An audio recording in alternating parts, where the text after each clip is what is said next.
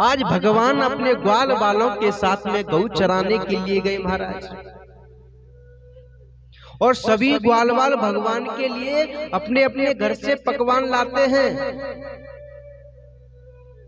कोई पकौड़ी लाता है, कोई दाल चूरमा लाता है, मेरी माँ ने आज ये पकौड़ी बनाई है प्रभु इसको पाओ। मेरी माँ ने प्रभु दाल चूरमा बनाया है इसका भोग लगाओ। अरे कन्हैया, आज मेरी माँ ने ताजा ताजा माखन निकाला था, मैं तो आपके लिए माखन लाया।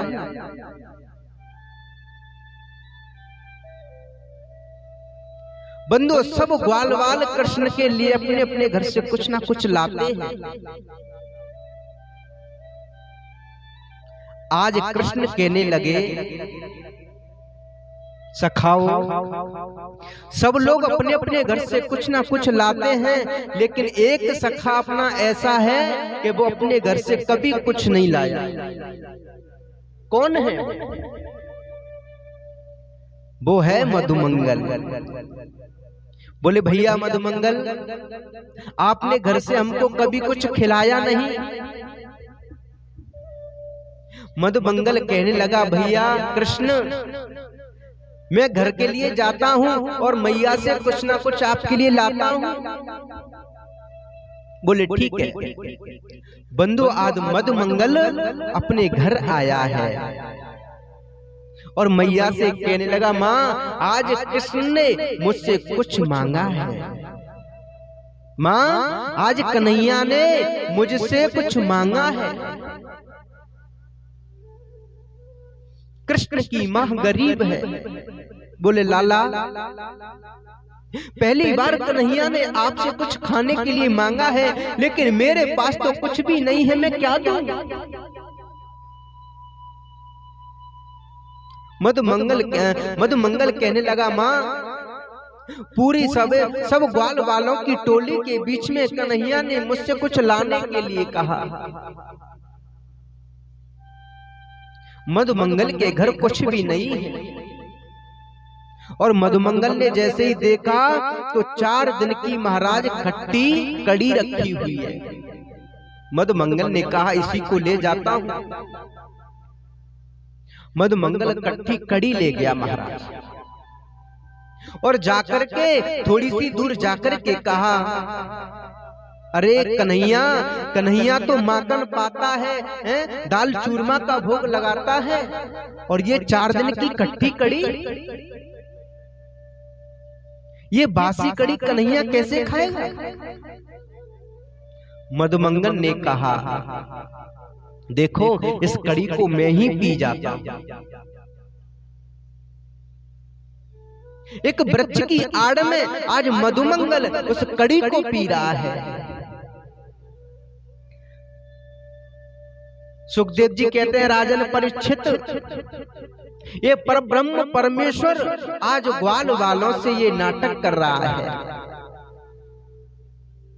मधुमंगल ने पूरी कड़ी पी गया, और जैसे एक सखा ने देखा, बोले कन्हैया देखो मधुमंगल आपके लिए कुछ लाया है, और अकेला वृक्ष के पीछे अकेला कुछ खा रहा है।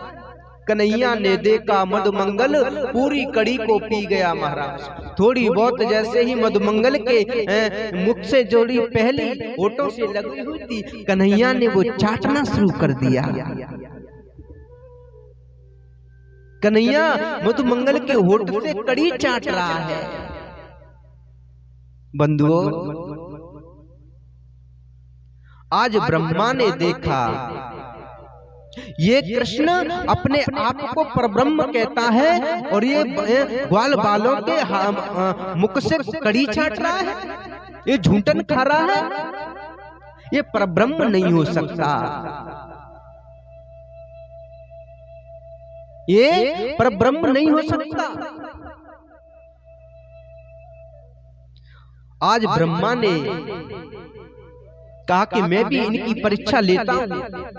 सब बछड़ों को चुरा करके और ब्रह्मा जी स्वर्ग में ले गए। सब बछड़ों को चुरा करके ब्रह्मा जी स्वर्ग में ले गए।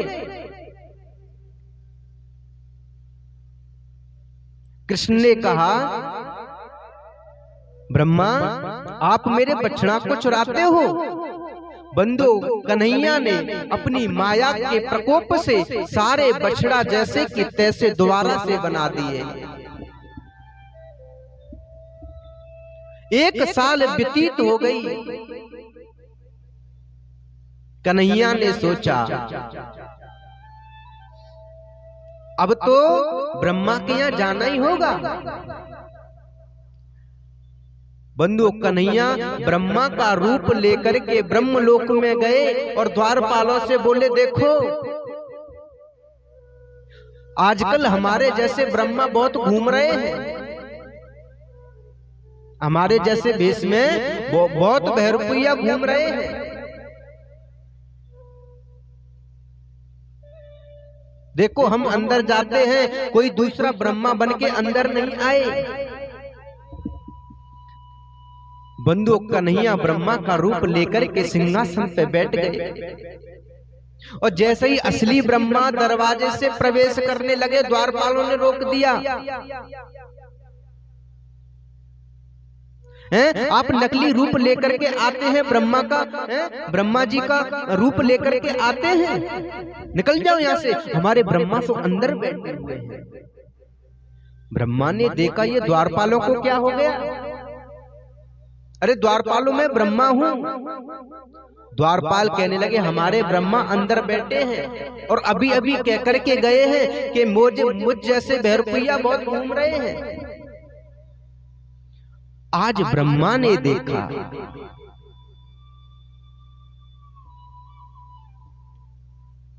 ब्रह्मा ने अपनी दिव्य दृष्टि से देखा तो ऊपर कन्हैया बैठे हैं सिंहासन पर।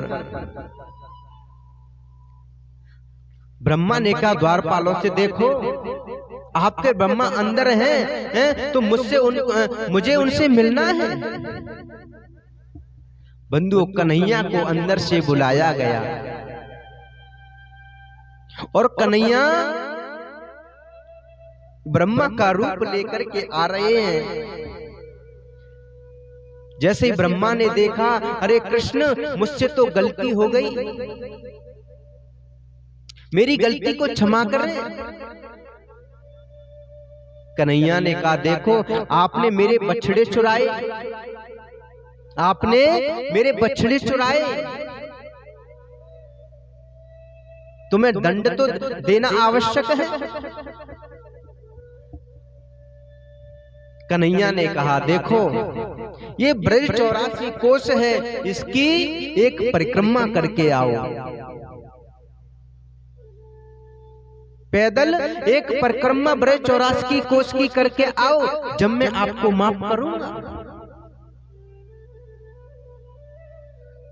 बंधुओं, सबसे पहले ब्रज 84 कोस की परिक्रमा ब्रह्मा जी ने लगाई।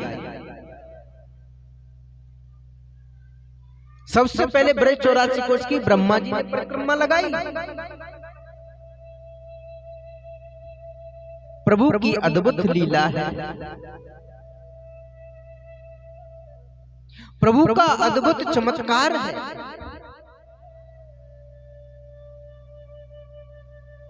आज जैसे ही